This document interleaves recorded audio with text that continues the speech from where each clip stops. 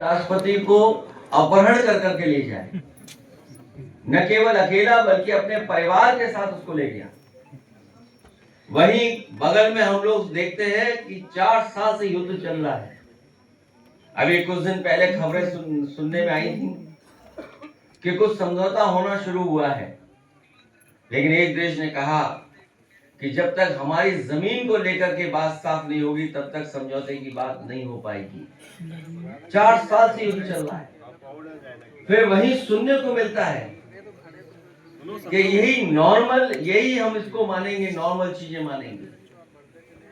आज के जमाने की नॉर्मल चीज को हम इस मानेंगे, घटनाएं होती रहेंगी, झगड़ा होते रहेंगे और हमको अपना जीवन भी नॉर्मल जीते रहना पड़ेगा।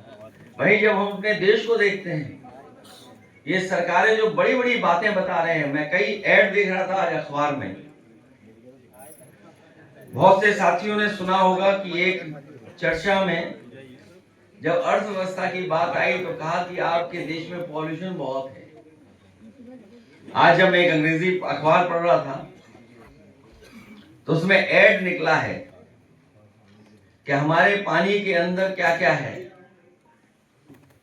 हमारे देश की लगभग 70 नदियां लेड पॉल्यूशन में अलार्मिंग है। हमारे देश की नदियों में यूरेनियम है। जो ग्राउंड वाटर के सैंपल आते हैं उसमें यूरेनियम निकलता है। कई जगह का जो पानी हम लोग देखते हैं कि बहुत खतरनाक है, उसमें आर्सेनिक है। और फिर कई जगह पानी में हम लोग देखते हैं मरकरी है। जो मरकरी हमारे शरीर में जाएगा तो सोचो कैसा असर छोड़ेगा। कई जगह जो इंडस्ट्रियल वेस्ट है और जब हम पानी उसके सैंपल लेते हैं तो वो अनसेफ दिखाई देता है, पीने लायक नहीं है, उसमें पेस्टिसाइड्स है। सोचो पानी में पेस्टिसाइड्स हो, आर्सेनिक हो, यूरेनियम हो, और फिर ये जो बातें बताई जा रही हैं वो बता रहा है एक कंपनी जो पानी का सप्लाई देना चाहती है साफ सुथरा। सोचिए, एक्वागार्ड कंपनी बता रही है कि आपके पानी में ये चीजें हैं, इसलिए आपकी नदियां नहीं शुद्ध है, ग्राउंड वाटर शुद्ध नहीं है, जहां कहीं पानी है वो सब खराब है। आप हमारी मशीन खरीद लो तो पानी साफ आएगा। सोचो, हमारी सरकार को पता ही नहीं है कि पानी में क्या क्या है, लेकिन जिन्हें कारोबार करना है उन्हें पता है कि पानी में क्या क्या है। एक बहुत बड़ा विज्ञापन देखने को मिला और वो अंग्रेजी अखबार में जो लिखा है वो लिखा गया है कि एक कदम हम उठाएं, आगे बढ़ाएं कदम और भारत को सोने की चिड़िया बनाएं। सोचो, सोने की कीमत आज क्या है बाजार में। अखबार में विज्ञापन है कि हम सब लोग मिलकर के भारत को सोने की चिड़िया बनाएं।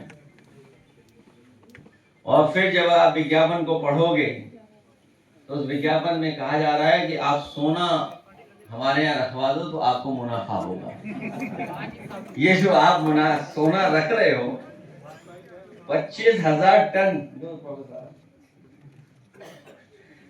ये भी विज्ञापन ले लो आप।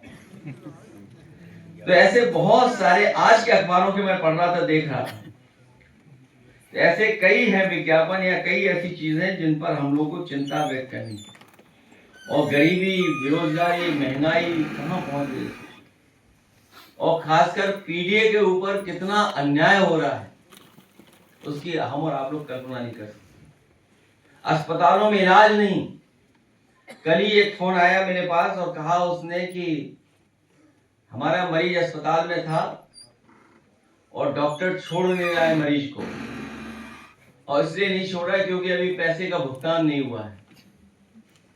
तो मैंने उनसे कहा कि ऐसा करो, हम मदद कर रहे हैं आपकी, डॉक्टर का इलाज बाद में हम लोग कर देंगे।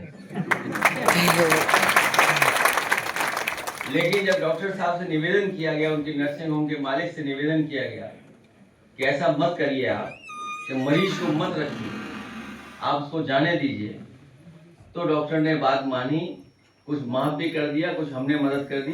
इससे ये हुआ कि मरीज अपने घर पहुंच गया। तो सोचो ये स्थिति है आज, इलाज कहीं सरकारी अस्पताल में नहीं। बताओ गरीबों का कहां अस्पताल में इलाज हो पा रहा है।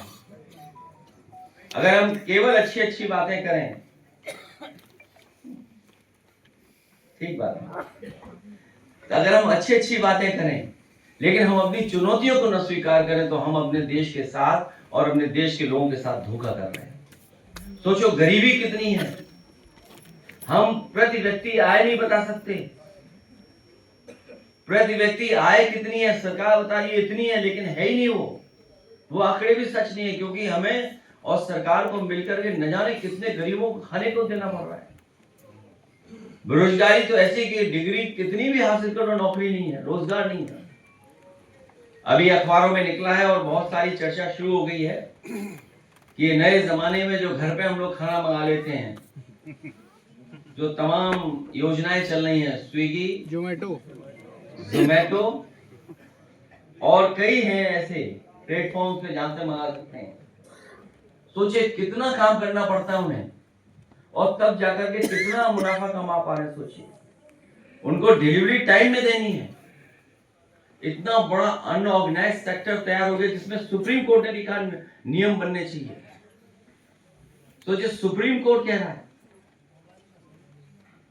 इसी तरह अगर हम एक एक चीज देखें, हम अपने किसान की तरफ देखें तो सोचिए किसान के लिए क्या कहा गया था सरकार में कि आय दोगुनी हो जाएगी, लेकिन कौन लोग लगे हैं किसानों से मुनाफा कमाने में, और मुनाफा किसान की पैदावार से कमाने में लगे हैं। आज बड़े बड़े लोग आ गए हैं जो किसान की पैदावार की कीमत नहीं देना चाहते हैं, लेकिन किसान की पैदावार को लेकर के उससे मुनाफा कमाना चाहते हैं। और इधर धीरे धीरे दुनिया की हर चीज भारत में आ गई है। बस अब किसी भी दिन हो सकता है भारत सरकार झुक जाएगी और अमेरिका से नॉन वेज मिल्क और मिल्क के प्रोडक्ट भी आ जाएंगे। तो सोचिए नॉन वेज मिल्क के प्रोडक्ट आ गए तो हमारे साधु संतों क्या होगा, व्रत कैसे रख पाओगे। हमारी माताएं बहनें हैं जो ये व्रत रखती हैं हफ्ते में एक दिन, कोई किसी दिन कोई किसी दिन। तो अगर अमेरिका का वो आ गया नॉन वेज मिल्क और उसके प्रोडक्ट, तो बताओ हमारे सनातन धर्म का क्या होगा। ये सवाल है। और हर दिन अखबार में देखो ऐड निकल रहा है कि इस देश का ये सामान अच्छा है, इस देश का ये अच्छा सामान है। और आज तो कमाल हो गया, ये अखबार का ऐड दिखाना भूल गया मैं। ये फ्रंट देखिए आप, नहीं फ्रंट पे देखिए, दिख गया मुझे। आप बताइए इतनी बड़ी कंपनी कह रही हम आत्मनिर्भर बना रहे हैं भारत। बताओ विदेशी कंपनी भारत को आत्मनिर्भर कैसे बना देगी, बता दो। ये देखिए क्या लिखा है, आत्मनिर्भर ना, नीचे लाइन पढ़िए। हाँ देखिए, सोचिए आप विदेशी कंपनी ऐड दे रही है हमारे अखबारों में कि आत्मनिर्भर आपके देश को बना रहे हैं। आप बताओ विदेशी कंपनी कैसे बनाएगी आत्मनिर्भर, ये बताओ। तो किसको